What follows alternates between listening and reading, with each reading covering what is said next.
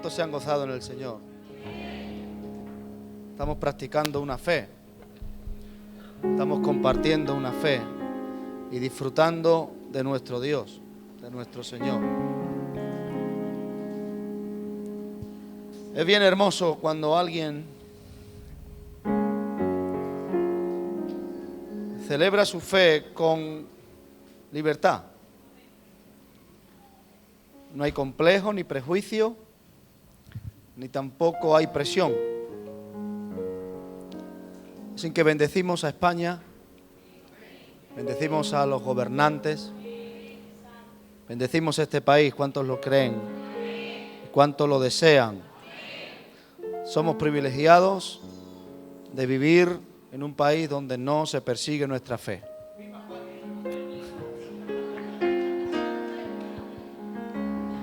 Sí, lo digo porque que sepan que hay hermanos nuestros en la fe que están siendo perseguidos, están siendo asesinados,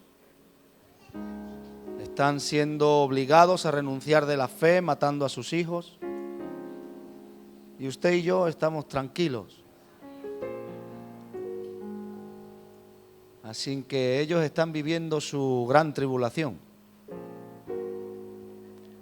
Su gran tribulación. Alguien dirá, ¿estás chafando el ambiente? No, no. Somos una iglesia seria. Y nosotros no somos emocionantes ni emocionistas. Sabemos por qué estamos aquí, ¿verdad? Y nos gozamos en Jesús. Tenemos que ser agradecidos de lo que Dios nos da. Más o menos todos tenemos cobijo, sustento, tenemos posibilidad de tener medicina para cualquier tipo de enfermedad. Aún las terminales hay solución, hay medicamento que alivia. Vivimos en un país donde la policía proporciona seguridad. ¿Saben qué pasa? Que hay veces que uno tiene que parar y mirar a su alrededor. ¿De qué Dios te rodeó? ¿De qué Dios te rodeó? Porque cuando hemos abrazado la fe de Jesús, esta no es una fe para creer que, bueno, tenemos que estar siempre en domingo. No, no, hermano. Esta es una fe para combatir, para luchar. Pero no dejamos de reconocer que para algunos es más fácil la lucha que otros. No es lo mismo estar creyéndole a Dios para pagar una factura que creyéndole a Dios para que no te encuentren y te maten, como está pasando en Oriente. Allí los ayunos y las oraciones es, Señor, que no me encuentren para que no me maten, porque los queman vivos. Queman a sus hijos para que renuncien de la fe y ellos dicen, no renuncio de Jesús. ¿Qué les parece? ¿Podemos decir ahora, Señor, bendice a España? ¿Qué seríamos usted y yo sin esta fe? ¿Concibe usted la vida sin Jesús? ¿Cómo se sentiría? ¿Cómo se sentiría si por presión renunciara de Jesús y dijera, renuncio de esta fe, renuncio de Jesús y no sigo más este evangelio? ¿Cómo se sentiría en la soledad? Por eso hoy Dios me dio una palabra para esta iglesia. Esta iglesia que Dios la está llamando a nuevos niveles. A nuevos niveles.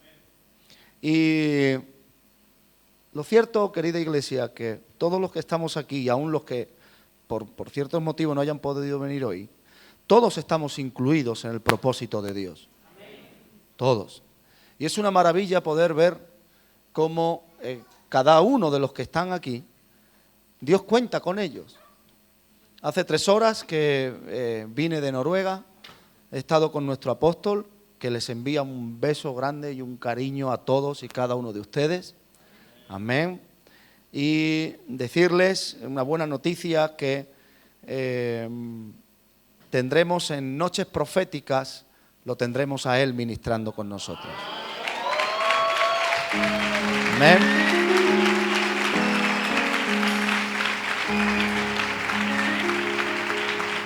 Así que ya pueden ir apartando el día 21 y 22 de julio. Ya tiene los billetes y todo él comprados. Me dijo, ayer me dijo, hijo, esto va para adelante, ya compré los billetes. Y yo dije, wow, sí que este hombre se lo tomó en serio. Así que caen martes y en miércoles. Caen martes y en miércoles. Van a ser 2 días gloriosos, proféticos como nunca antes. Y seguro que será una bendición para todos nosotros. La convocatoria será abierta. Él me dijo que quiere que sea abierta para que cualquier clase de persona pueda venir, ministerio o amigos, o que no sea algo cerrado, sino que bendigamos a la gente. El asunto de esto no es crear clubs, no es crear propiedad privada, no, es abiertos a bendecir al hombre necesitado de Dios. ¿Cuántos están contentos por eso? Amén. Vengan conmigo, por favor, a Marcos capítulo 16.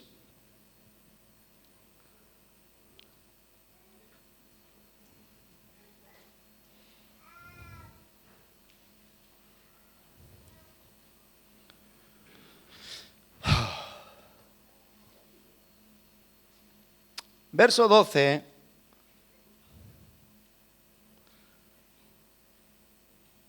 hasta el 20.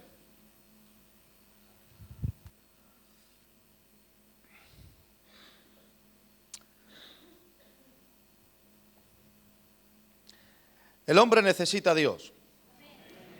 Y lo digo con todo conocimiento de causa. Por mucho que crea que tiene, por mucho que diga que tiene, sin Jesús está vacío. Sin Dios está perdido. Miren, vengo de este país, como le digo, Noruega, un país donde no hay crisis, donde no hay paro, donde la abundancia se derrocha por las calles, donde no hay necesitados. Es un país de ensueño. Es un país donde por no hacer nada a uno le dan una paga, donde las cárceles son mejores que muchos hoteles en Europa. Alguien dirá, me quiero ir a Noruega. Quédate aquí que te necesito, no te vayas, quieto aquí. Donde el gobierno regala casas a los que no tienen, donde las mamás separadas reciben sueldos hasta de casi 3.000 euros mensuales.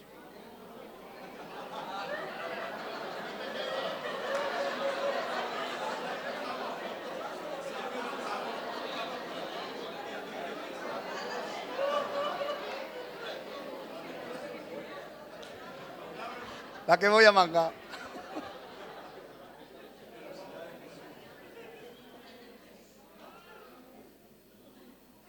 Pero es el país número 1 en suicidios por depresión.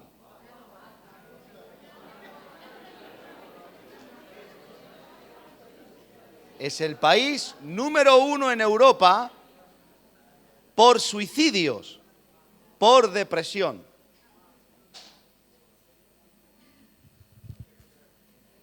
La pregunta es, por tener de todo en lo material, ¿ya no necesita uno a Jesús ni a Dios? ¿Qué es lo que le da sentido al hombre para que pueda estar con gozo, no teniendo nada y teniéndolo todo? Dios. Por eso bendita sea su palabra, que tiene la capacidad de llenar cualquier espacio vacío y darle sentido a cualquier persona en cualquier país y dentro de cualquier cultura. Amén. Pero claro, la situación está en que queramos aceptar cuál es la vida de un cristiano. Porque también hay muchos cristianos depresivos. También hay muchas iglesias depresivas. Digo bien claro, iglesias depresivas que han perdido la presión. La depresión es porque se pierde la presión. Entonces no tienen fuerza. ¿Cómo puede ser? Porque se perdió el propósito. Se perdió el origen del por qué se abrazó esa fe. ¿Cuántos creen que Dios le va a hablar hoy? Amén. Levanta tu mano y confiesa conmigo. He venido voluntariamente. Nadie me obligó a venir. Si estoy aquí es porque yo quiero. Vine con un solo fin. A escuchar palabra de Dios que alimenta mi espíritu, alma y cuerpo. Amén. Leemos juntos. Verso 12 hasta el final, hasta el 20. Dice así. Pero después apareció en otra forma a dos de ellos que iban de camino yendo al campo. Ellos fueron y lo hicieron saber a otros, y ni aun a ellos creyeron. Verso 14. Finalmente se apareció a los 11 mismos, estando ellos sentados a la mesa, y les reprochó su incredulidad y dureza de corazón, porque no habían creído a los que le habían visto resucitado. Y les dice Jesús a sus 11 discípulos: id por todo el mundo y predicad el evangelio a toda criatura. El que creyere y fuere bautizado será salvo. Escuche algo, ¿qué dice? Será salvo. Mas el que no creyere será condenado. Y estas señales seguirán a los que creen. En mi nombre echarán fuera demonios. Hablarán nuevas lenguas. Tomarán en las manos serpientes. Y si bebieren cosa mortífera, no les hará daño. Sobre los enfermos pondrán sus manos y sanarán.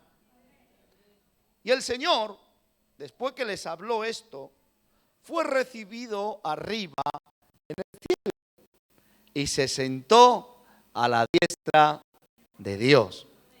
Y ellos, ¿a quién se está refiriendo? A los apóstoles, a esos 11. Saliendo, predicaron, ¿dónde? En todas partes. Escucha algo, ayudándoles el Señor y confirmando la palabra con las señales que la seguían. Yo quiero que entiendan que este mensaje que da Jesús lo da después de resucitado. Jesús vino con un solo fin, y es de anunciar el evangelio. Y vino, y cuando entró en escena a los 30 años, no perdió el tiempo. Lo dejó todo para empezar su ministerio en Capernaum, entendiendo que la vida que había tenido hasta el día de hoy, hasta ese día de los 30 años, eso formaba parte de una etapa en su vida. Pero que a partir de ahora, el Espíritu Santo le hizo sentir y saber que llegó el tiempo de su manifestación. Cuando Jesús entra en escena, lo primero que dice es: arrepentíos y creed en el evangelio, porque el reino de Dios se ha acercado a vosotros. Cuando Jesús habla, no lo hizo dentro de un local. Él se fue a la calle. Porque ¿dónde es que está la gente necesitada? Aquí venimos a llenarnos de Dios. Aquí venimos a compartir la fe. Pero ¿para qué yo estoy siendo edificado? ¿Para qué yo estoy siendo formado? Para seguir siendo un embajador del reino de Dios. Lo fácil era quedarse en las sinagogas y sorprender a todos con prédicas elocuentes y con decir cómo se hicieron los cielos y la tierra, y de hablar con esas conversaciones que él tuvo con Abraham, y cuando le ministró la Santa Cena, cuando habló con Josué, cuando se hicieron los firmamentos, porque él estaba ahí. Imaginaros a Jesús diciendo todo ese tipo de mensajes. ¿Cómo se quedarían los fariseos? ¿Cómo se quedarían los religiosos de aquel lugar? ¿Cómo se quedarían las personas que siempre iban digámoslo así, al culto? Siempre las 20 personas que estaban en las sinagogas que estaban vacías. Alucinarían pepinos. ¿Sí o no, hermanos? Pero él no quiso alucinar a nadie. Él quiso traer un mensaje. Un mensaje que no agredía, un mensaje que no avergonzaba, un mensaje que no clasificaba. Era un mensaje que rescataba, era un mensaje que daba amor y daba esperanza de vida. Y le daba al hombre la plena y total autoridad de su destino final. Porque cuando le decía arrepentíos, le estaba diciendo en vosotros está el poder de cambio. En vosotros está la capacidad de parar lo que estáis haciendo hasta ahora y entender que llegó un nuevo tiempo. No está en manos del diablo, no está en manos del problema, no está en manos de la situación presente. Está en vuestra autoridad parar. Por eso le dijo, arrepentíos. Jesús entendió al principio de su ministerio que el problema del hombre estaba dentro de él. No estaba afuera, no estaba en la lepra, no estaba en la ceguera. No estaba en la invalidez, estaba en el interior del hombre, en sus prejuicios, en sus pensamientos, en sus daños interiores. Podía hablar yo estos días con ciertas personas que lo tenían todo, una casa de ensueño, una maravilla de lugar, unos buenos sueldos, unas jubilaciones tremendas. Y ahora en nada que hablaban se ponían a llorar y a romperse por el daño que habían sufrido en la niñez, por el daño que habían sufrido al principio de sus matrimonios. Yo decía, pero padre, ¿cómo puede ser que teniéndolo todo por fuera sigan tan dañados por dentro? Porque es donde realmente las personas necesitan liberación. Hay personas que sí, le arreglas la enfermedad de fuera, pero siguen teniendo el mismo carácter. Hay personas que le quitas la deuda y sí, pasa unos días contento, pero luego vuelve a ser la misma persona amargada de siempre, porque el problema no está fuera, el problema es que está dentro. Por eso la religión tiene el poder para cambiarnos por fuera. No hables, no digas, no toques, no seas. Vale, pero es que Jesús no viene a cambiarte por fuera. Él viene a transformarte por dentro. Y el mensaje que necesita la humanidad no es, no te pintes así, no hables así. Ese no es el mensaje que necesita la humanidad. La humanidad no necesita el mensaje de perdona a tu enemigo. Eso dice la religión. La sociedad de hoy, la gente de hoy no necesita la palabra de eres un pecador porque todo lo que estás haciendo te va mal por lo que dices. Eso no lo necesita la sociedad. La sociedad necesita una palabra que le haga pensar de cómo Él es Él por dentro. Porque, escúcheme hermano, cuando nosotros entramos acusando, la gente se pone a la defensiva. Y te dicen, sí, pero es que a mí me hicieron. Sí, pero es que tú no sabes por qué yo hago esto. Sí, pero es que tú no sabes que yo también. Y cuando te vas a dar cuenta, resulta que es que tenía razón. Por eso Jesús nunca apeló a la razón para predicar su evangelio. Porque todo el mundo tiene razón. Déjeme decirle, todo el mundo tiene razón. ¿Dónde está el problema del hombre? ¿Fuera o dentro? Dentro. Por eso cuando somos guiados por el Espíritu Santo de Dios, nosotros no vemos lo que hay por fuera. Nosotros cuando somos guiados por el Espíritu Santo de Dios, vamos al interior del hombre. Y esa es la verdadera transformación, la que sale de dentro para afuera. Pasa el tiempo, Jesús manifiesta su ministerio, queda bien claro que traía el poder de Dios.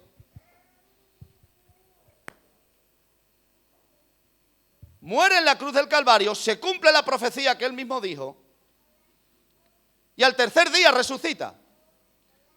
Dan testimonio las mujeres de que no está en la tumba. Pero él había quedado claro un estilo de vida. Un mensaje, sí, pero también un estilo de vida. ¿Cuál era? Que vivía en la calle bendiciendo y sanando a la gente. ¿Sí o no, hermanos?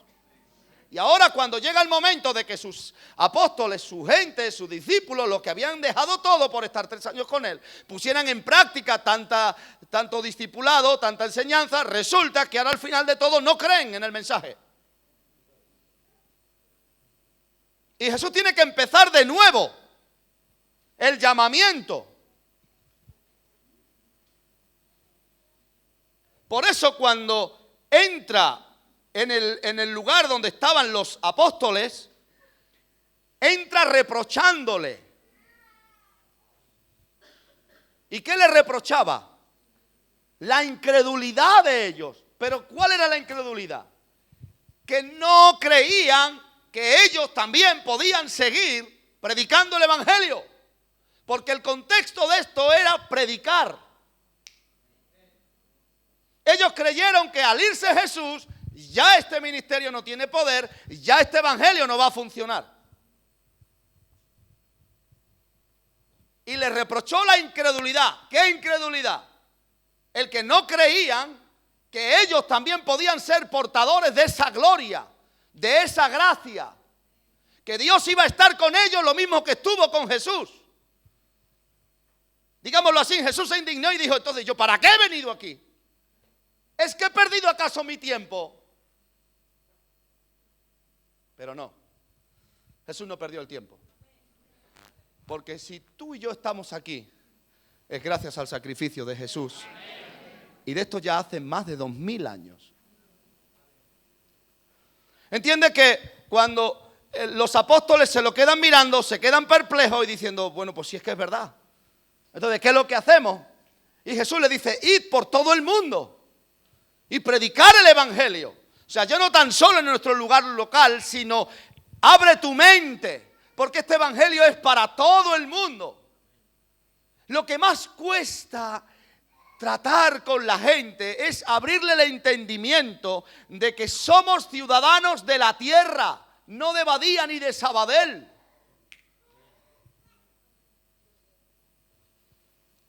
Somos ciudadanos de la tierra.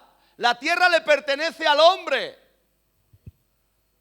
Y Jesús le estaba abriendo el entendimiento, le estaba diciendo, id por todo el mundo porque sois hijos de la tierra.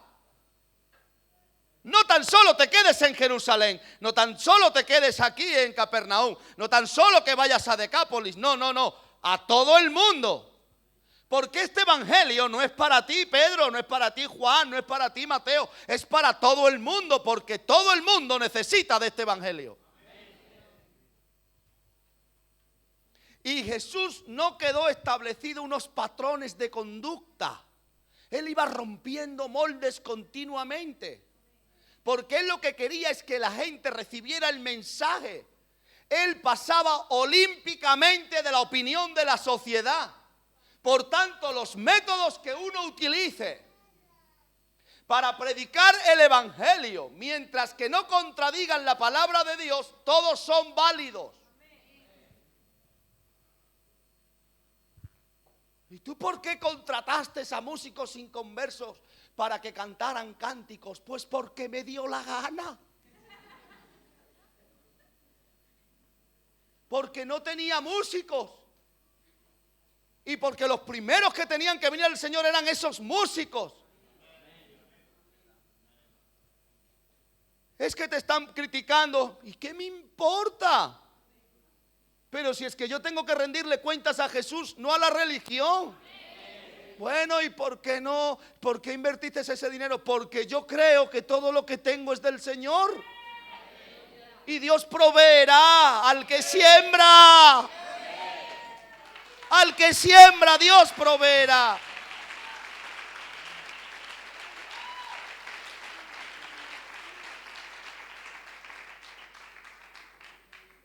La incredulidad de ellos, o sea, pero no me habéis visto que cuando yo comencé, Pedro, contigo fue el primero que rompí los moldes, que utilicé tu barca y tú no eras ni participante de la sinagoga. No te conocían ni en los alrededores del templo. Y cogí tu barca, Pedro.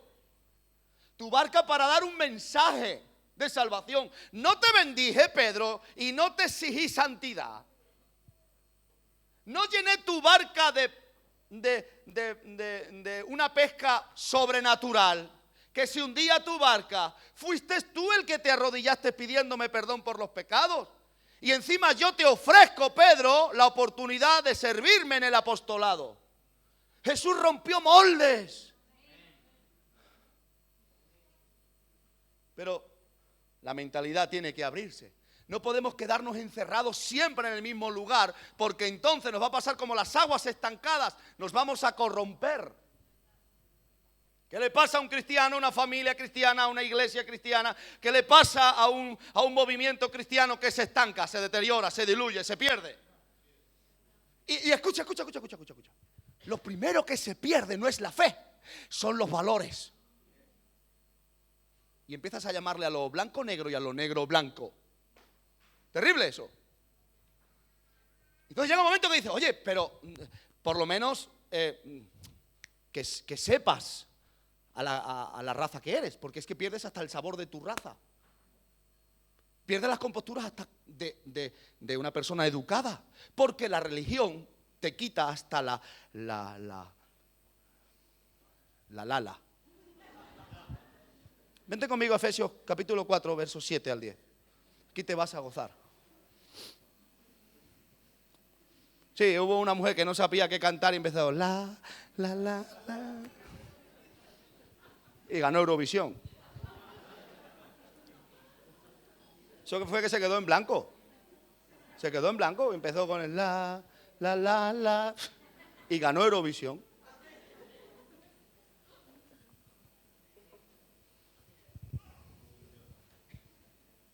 ¿Estás conmigo? Efesios 4. Dice, pero a cada uno de nosotros fue dada la gracia conforme a la medida del don de Cristo. Por lo cual dice, subiendo a lo alto, aquí te vas a regozar. Dile al del lado, te vas a regozar. Dice, subiendo a lo alto, escucha esto, llevó cautiva la cautividad y dio dones a los hombres. Dice aquí Pablo, ¿y eso de que subió? ¿Qué es? Sino que también había descendido primero a las partes más bajas de la tierra. Está hablando de Jesús. Dice, el que descendió es el mismo que también subió por cima de todos los cielos para llenarlo todo. Nos quedamos en la primera parte, dice, subiendo a lo alto llevó cautiva la cautividad. Descendiendo a las profundidades más bajas de la tierra. En esos 3 días que Jesús, el cuerpo de Jesús está en la tumba,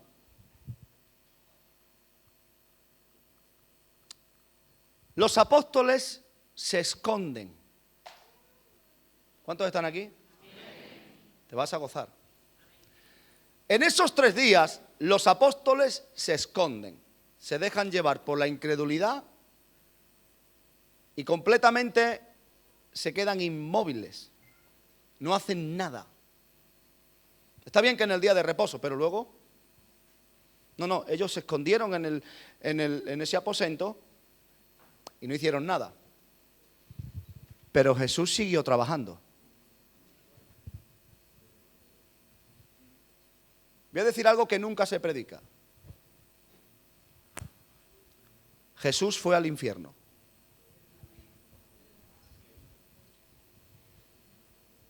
Él fue al infierno. Porque Él murió cargando el pecado tuyo y mío.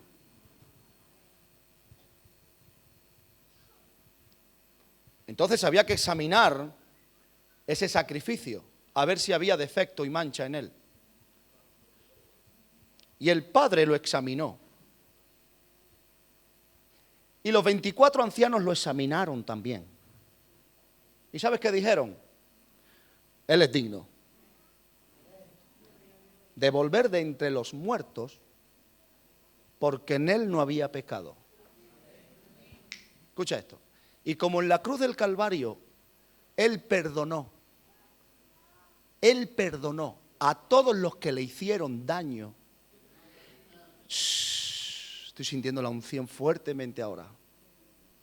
Como Él en la cruz del Calvario, Él perdonó a toda aquella generación que lo llevó a la cruz. Él perdonó universalmente porque cargó los pecados del hombre en toda su existencia, desde Adán hasta el último que nazca. Entonces, como Él perdonó a ese nivel de perdonar, Él fue perdonado. Porque el pecado hay que pagarlo. Tú das tu firma para avalar la casa de alguien, esa persona no paga. Alguien tiene que pagar esa deuda. No, pero yo no la disfruté. Ya, pero tú firmaste. Jesús firmó por ti y por mí al Padre. No le firmó al diablo, que nadie se equivoque. Jesús no fue un sacrificio para pagarle al diablo. Ese inmundo no tiene categoría para que mi Padre de la gloria le pague nada. El Padre se pagó a sí mismo porque Él es la justicia personificada. Él se pagó a sí mismo con el sacrificio más alto, que era el de su Hijo, la ofrenda más alta, porque tú lo valías. Espera. Ahora, estando Jesús en el infierno, fue examinado. 3 días duró su juicio. ¿Qué hizo Jesús en esos 3 días, Gloria? Mientras que los apóstoles estaban acobardados, no queriendo salir a predicar, teniendo el testimonio vivo en sus memorias de 3 años de una permanente manifestación de la voluntad de Dios a través de Jesús, ellos se esconden. ¿Qué hace Jesús mientras? Mientras que está siendo examinado, mientras que está entre pecadores. Por eso dice Isaías, y fue contado entre pecadores. ¿Qué hizo Jesús en el infierno? Mientras que estaba viendo a los demonios en el infierno, mientras que estaba viendo a la gente que estaba sentenciada a toda una eternidad, ¿qué estaba haciendo Jesús allí?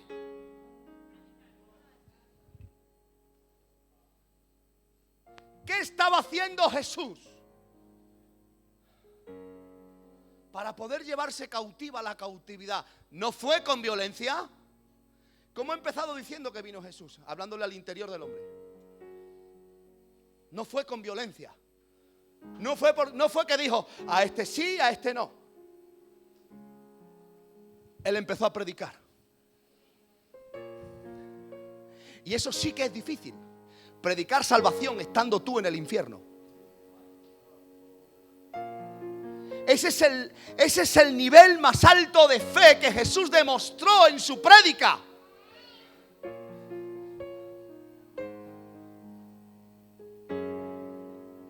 En medio del tormento, de los alaridos, de un lugar que es eterno, que de allí no se sale, Él siguió predicando.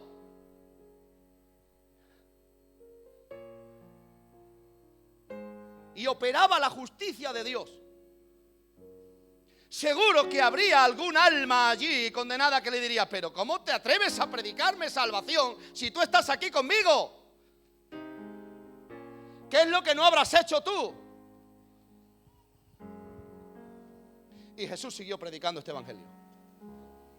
Y Jesús siguió predicando la voluntad del Padre. Y los que creyeron en Él, que habían sido cautivos, prisioneros en su ignorancia y en su práctica de pecado, pero en su interior había un pensamiento, y era: yo nunca estuve de acuerdo con esta práctica de pecado. Yo nunca estuve de acuerdo con esta vida pecaminosa. Y cuando Jesús les predicó, se conectaron con Jesús y aceptaron el mensaje.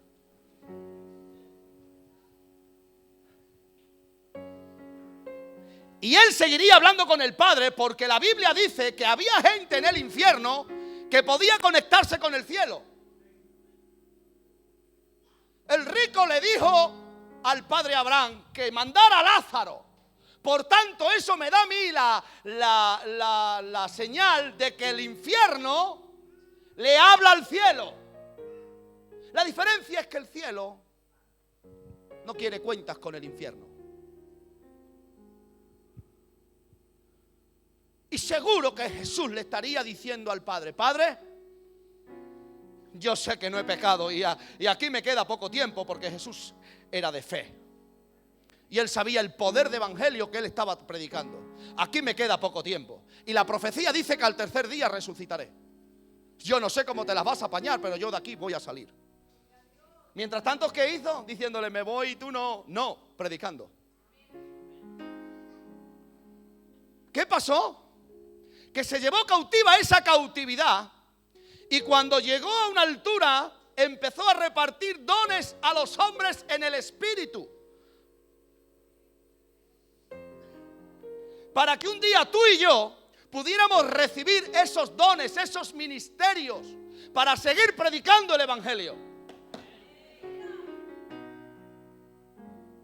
Predicar el Evangelio de Dios cuando te sobran 5 euros, cuando más o menos tienes una cierta seguridad, puede ser fácil. Predicar el Evangelio en la máxima de las tribulaciones, hay que tener bien claro lo que abrazaste.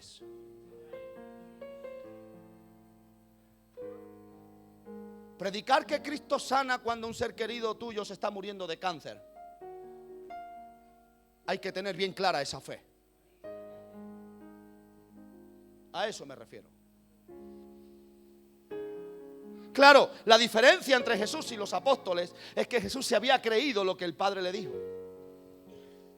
Mira Pedro, en su primera carta, verso 1 y 2, dice: Pedro, apóstol de Jesucristo, a los expatriados de la dispersión en el Ponto. Mira, Galacia 2, Capadocia 3, Asia y Bitinia 5.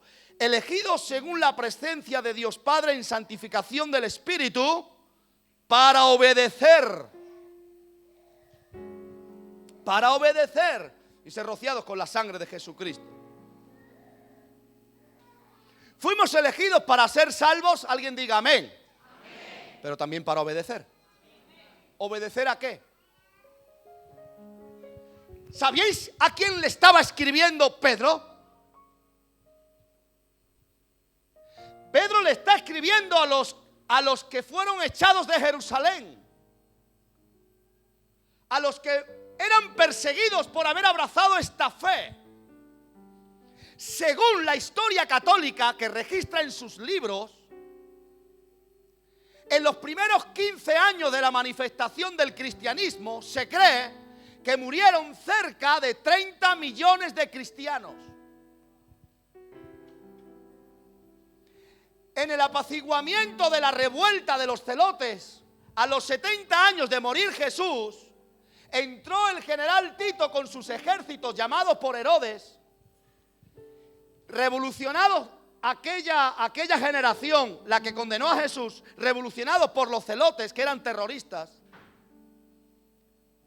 provocaron que el ejército romano matara en aquella misma fecha más de 1,5 millones de judíos. Eso es historia. Empezaron a salir corriendo, dejaron todo lo que tenía. Dice la historia que había, escucha esto.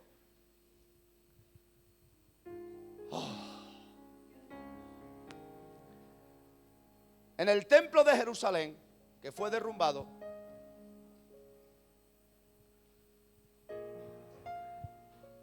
había más de 100.000 kilos de oro, propiedad de los judíos. Todo eso se lo quedó el gobierno romano. Salieron a correr los judíos. ¿Y dónde se fueron? A Ponto, a Galacia, a Capadocia, Asia y a Bitinia.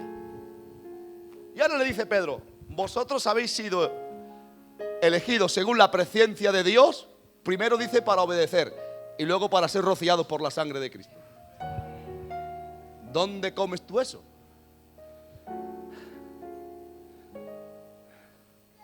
Yo entiendo el llamamiento de Pablo, que estaba persiguiendo a la iglesia, pero que tú me llames mientras que me buscan para matarme. Que tú me digas que me has escogido para que en esta huida en esta huida yo prediqué el evangelio. Porque cuando dice para obedecer, ¿obedecer a qué? Al mandamiento de Jesús. No sé si a alguien le cayó esto o no.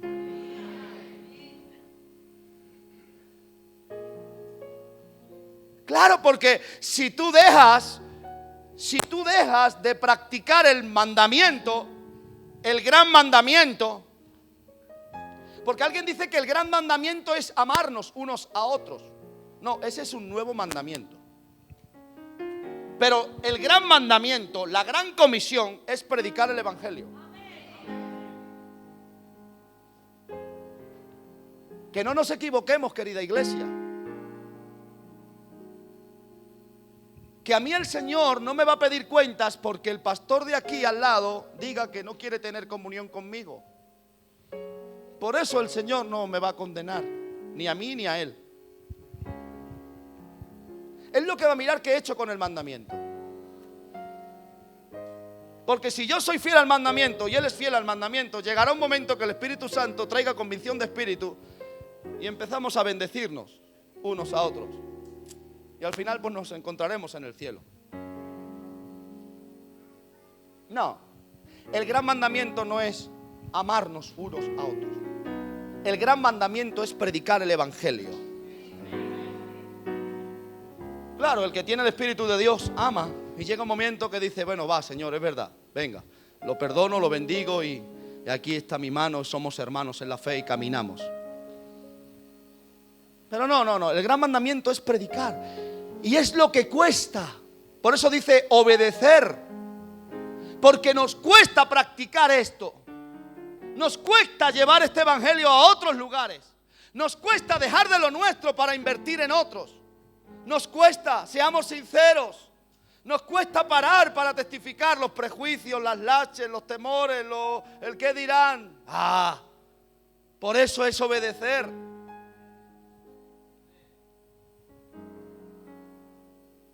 Hay cosas en la Escritura que es obedecer porque no agradan a la carne.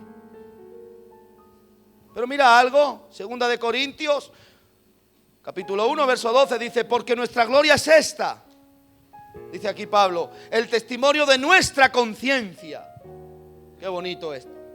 Que con sencillez y sinceridad de Dios, no con sabiduría humana, sino con la gracia de Dios, nos hemos conducido en el mundo. Oh, qué bonito. Qué bonito esto. Nuestra gloria, dice Pablo, hablando representando a los cristianos, el testimonio de nuestra conciencia. La pregunta es, cierra tus ojos un momento. Cierra tus ojos, me quedan 10 minutos de predicar. ¿Qué te dice tu conciencia que estás haciendo con el evangelio que abrazaste? ¿Qué te dice tu conciencia? ¿Que la estás llevando a cabo? ¿Que la estás llevando? ¿Que la estás promocionando esa fe? ¿Que estás predicando? ¿Que estás haciendo todo lo que está a tu mano para que Jesús sea conocido? Mírame. No tienes que contestar nada. Tu conciencia ya te habló.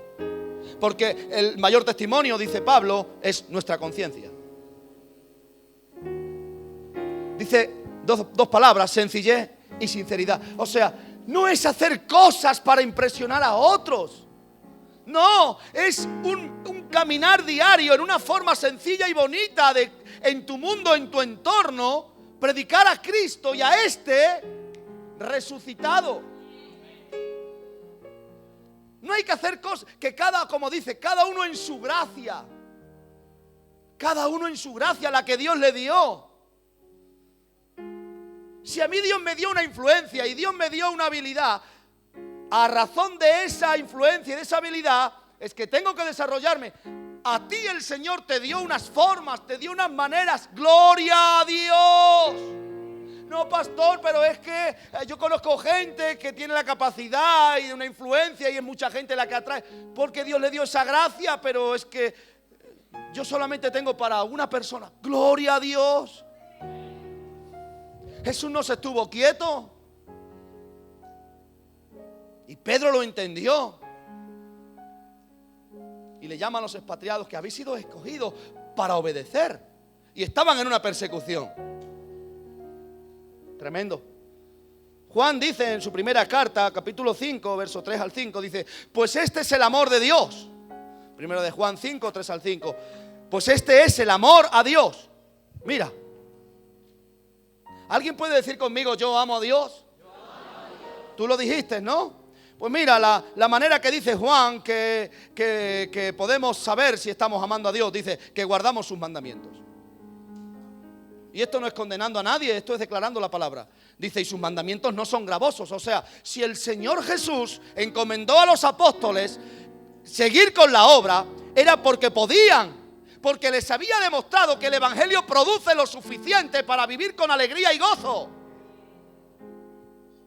No hay nadie, escucha algo, no hay nadie que abrace este Evangelio y empiece a predicarlo, que el Señor no lo sustente, que el Señor no lo cuide, que el Señor no vele por lo suyo.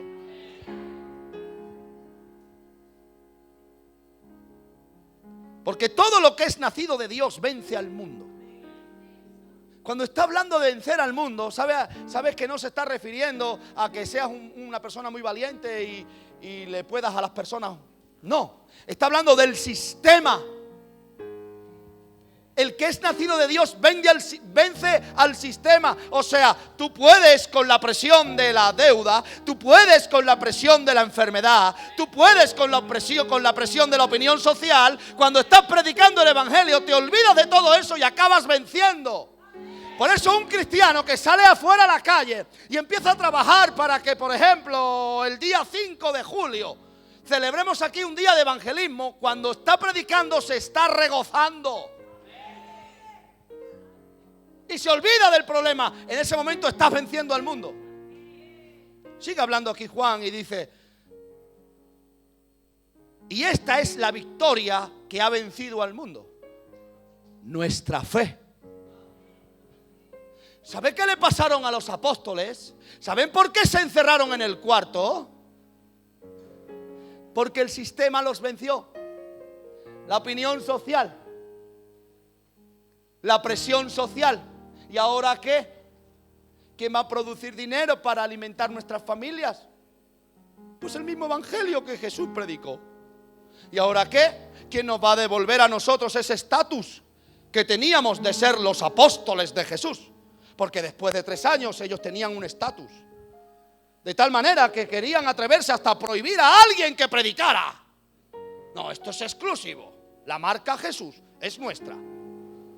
Ay, que Dios nos libre, que tenga oído para oír, que oiga. Creer que tenemos licencia. Aquí no hay licencia, aquí hay sangre. Aquí hay sangre, no hay licencia. Y la sangre es la que habla. La sangre es la que marca el camino. Y Jesús es para el hombre. Ningún sistema tiene la exclusividad de Jesús. Nadie puede atribuirse que yo tengo la revelación. ¡Qué revelación! ¡Qué revelación! Tenemos la sangre de Cristo que nos hace acepto delante del Padre. Y da igual que lleves 30 años como que acabes de venir, tú apelas a la sangre de Cristo. Y da igual que no tengas discipulado, da igual que no hayas hecho nada, tú apelas a la sangre de Cristo y el Padre te oye y el Padre te limpia y eres acepto y tienes herencia en las moradas eternas. Alguien diga gloria a Dios. Sigue diciendo Juan: ¿y quién es el que vence al mundo? Qué buena pregunta, ¿eh? ¿Quién es el que vence al mundo? Dice, sino el que cree que Jesús es el Hijo de Dios. ¿Tú quieres vencer al sistema?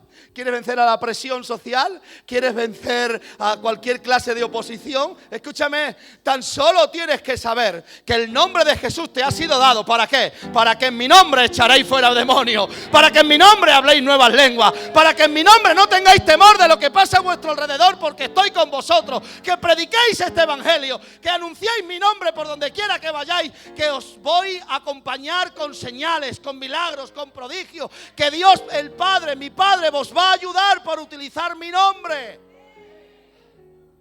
Qué bonita es la palabra de Dios. ¿Cuántos se están gozando?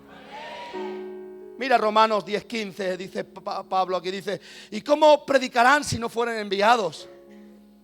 ¿Cómo predicarán si no fueran enviados? Tienes que exigirme.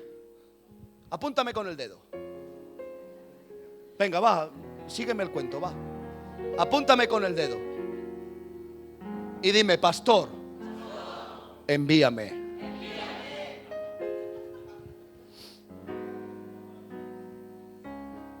¿Y cómo predicarán si no fueran enviados? ¿Qué hizo Jesús? ¿Qué hizo Jesús? ¿Qué hizo Jesús? La iglesia es un cuerpo y tiene que ser controlado. Tiene que ser bien dirigido. Para eso están los pastores. Los pastores de Dios son los que activan al cuerpo de Cristo. No los manipulan, no los sacan, no los drenan. No. Los forman para enviarlos, los bendicen. Y esa es la misión del hombre de Dios. Yo no sé el tiempo que Dios me tendrá entre vosotros, pero el tiempo que esté entre vosotros, siempre tendré esta misión: activaros. Y donde quiera que Dios me lleve, haré lo mismo hasta que Cristo venga o me muera. ¿Por qué? Porque esta es la misión del hombre de Dios: activar a la gente que Dios pone en sus manos. Y si algún día Dios trae aquí a otro y no cumple estos requisitos, ponerlo en el primer cohete. En el primer cohete y enchufarlo. ¿Me habéis oído lo que he dicho? Porque tú tienes que ser enviado para que se cumpla el propósito de Dios en tu vida. Sigue diciendo. Gloria a Dios. Dice: ¿y cómo está escrito? Cuán hermosos son los pies de los que anuncian la paz, de los que anuncian buenas nuevas. Y para cerrar, quiero cerrar con lo intrínseco del Evangelio de Jesús, que está en Isaías 61, verso 1, que fue con lo que Él comenzó.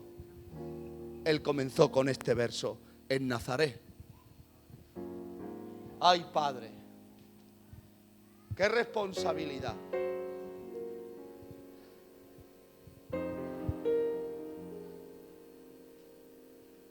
Tenemos que creer más en el infierno, porque ahí es donde van las almas que no conocen a Jesús. Y Dios le ha dado la autoridad al hombre en la tierra para que sea Él quien le abra las puertas al mundo de los espíritus.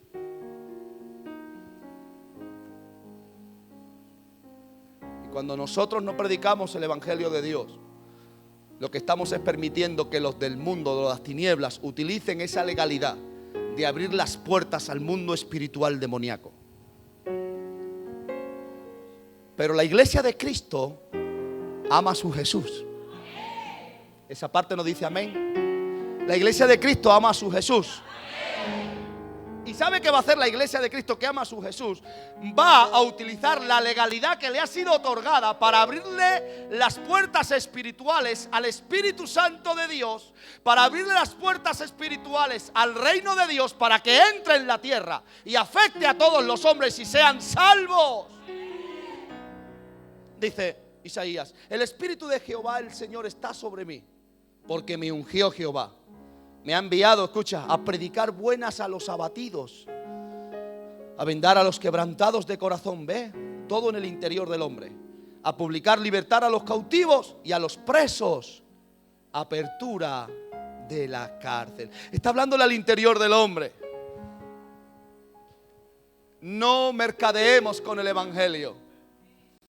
No vayamos diciendo: acepta a Jesús porque te va a dar trabajo.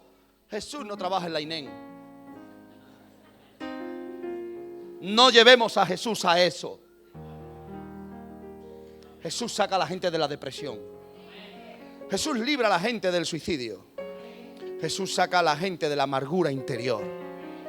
Y la bendición de Dios, cuando está sobre una persona, afecta a todas las áreas. Yo quiero que usted voluntariamente diga: yo quiero trabajar para ser activado. Y quiero que me den una tarjeta para trabajar para Jesús.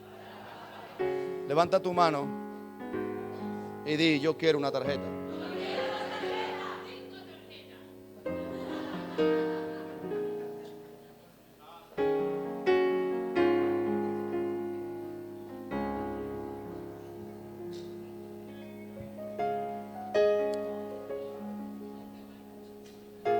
invito.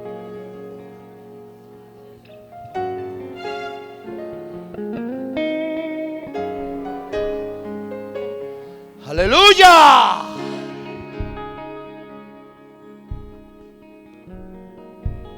Alguien diga, qué ridículo esto de la tarjeta.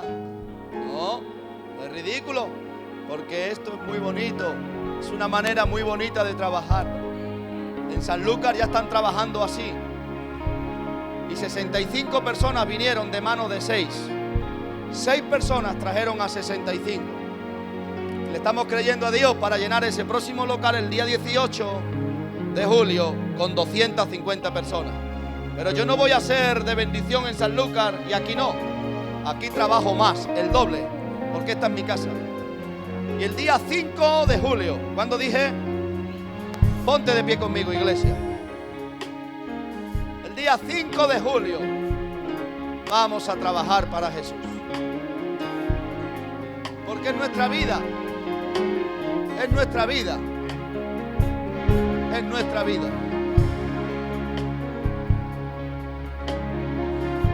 Me dicen que hay una persona que quiere aceptar a Cristo en su vida. Si él quiere, ahora es el momento, antes de orar. Que salga. Queremos bendecirla, queremos abrazarla. Si alguien quiere aceptar a Jesús, gloria a Dios. Qué bueno. Qué alegría. Un gusto en conocerte. Yo me llamo Diego, ¿y usted? Antonio. Antonio. Hola, Dios la bendiga. Yo me llamo Diego, ¿y usted? Pamela. Gloria a Dios. Estas 2 personas han venido voluntarias porque quieren aceptar a Jesús como su Señor y Salvador. Ah, usted ya es cristiana. Muy bien. ¿Y usted? Usted quiere aceptar a Jesús. Bien, pues entonces con Tony nos vamos a gozar. Amén. Di conmigo, Tony. Padre, en el nombre de Jesús. Padre, en el nombre de Jesús. Vengo voluntariamente. No porque me haga sentir mal. No porque me haga sentir mal. Sino porque yo me identifico con Jesucristo. Y aunque tú no me condenas. Yo me arrepiento de todos mis pecados. Y quiero que mi nombre sea escrito en el libro de la vida. Escrito en el libro de la vida. Acepto a Jesús como mi Señor y Salvador. Y quiero que el Espíritu Santo venga sobre mí. Y ahora le ordeno al diablo. Diablo, ya no tienes más parte ni suerte conmigo. Sal fuera de mi vida y de mi casa. Porque le doy todo el gobierno a Jesucristo el Señor. Amén. Amén. Y amén. ¿De dónde eres? ¿De Tarrasa? Wow. Hemos venido con la familia de Juan. Con la familia de Juan. Muy bien, muy bien. ¿Qué os parece si oramos? Sí. ¿Qué os parece si oramos por ellos? Encima traen un bebé. O sea, el Señor nos está multiplicando por 3. Gloria a Dios. Extiende tus manos a esta maravillosa familia. Extiende tus manos, por favor, para bendecirlos y orar por ellos. Padre, en el nombre de Jesús, yo oro por Tony, por Pamela y por su bebé, declarando que tu gracia y tu bendición es sobre ellos. Señor, gracias por esta palabra, este mensaje que tocó sus corazones. Y ellos también van a trabajar para el 5 de julio, Señor, donde creemos que una nueva cosecha de almas vendrán para la gloria y honra. Bendecimos a Tony, a Pamela y a su bebé y declaramos sobre ellos la bendición de Dios. Diablo, ya oíste, sal fuera de todos sus caminos en el nombre de Jesús. Padre, bendícelos, prospéralos, sánalos, Señor, restáuralos en el nombre de Jesús. Amén y amén. Un gusto. Alguien salga y los abrace, por favor. Ya son de la familia. Envía el fuego, envía el aceite, Aleluya. tu santa unción, envía la lluvia, Levanta la envía tarjeta. el fuego, envía el aceite, Levanta la tarjeta. tu santa unción. Alguien diga, Padre, en el nombre de Jesús, Yo me he creído el mensaje. No soy un incrédulo. Soy como Jesús. Él siguió predicando aún desde el infierno. Y hoy sigue trabajando a la diestra del Dios Padre. Por eso me declaro un miembro activo del cuerpo de Cristo. Y ahora profetizo que las personas que oigan mi mensaje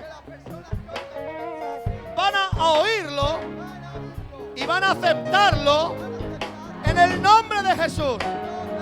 Diablo, te ordeno ahora, sal fuera de todo lugar donde yo esté, en el nombre de Jesús. Amén y amén.